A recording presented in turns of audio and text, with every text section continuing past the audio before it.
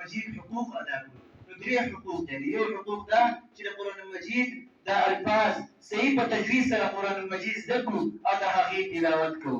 دویم حق د قرآن مجید دا دی چې د قرآن مجید په معنا او په مفهوم باندې موږ ځان پوه کړو، چې قرآن مجید معنا کې موږ غور کوو، په مفهوم کې غور کوو، دغه کېږي درسونه کېږي، هغې ته ښه هغه سره په توجه سره کښېنو او ځان پرې پوه کوو چې قرآن مجید موږ نه څه غواړي او د قرآن مجید کې دي څه.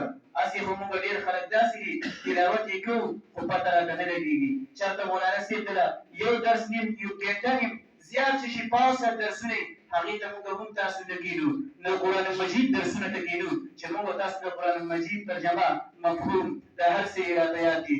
دریم حق د قرآن مجید په موږ تاسو باندې دا دی چې موږ د قرآن مجید دریم حق په موږ تاسو دا دی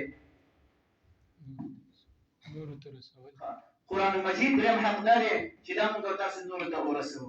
نو دغه شان د قرآن مجید به هله رسېږي چې موږ تاسو د قرآن مجید هغې مدارسو سره تعاون کوو، دغه شان که نور څه خدمات کې راځي د هغې سره تعاون کوو، نو موږ به د قرآن مجید د حقوق دا ادا کوو. نو د قیامت په ورځ باندې به بیا الله تبارک وتعالی په بارګاه کې زموږ د ستاسو لپاره د شفاعت ذریعه دا قرآن مجید ګرځي. او دغه شان حدیث مبارک کې راځي رمضان شریف، رمضان المبارک، روزه او دغه شان قرآن مجید دا به د الله په بارګاه کې جګړه کوي.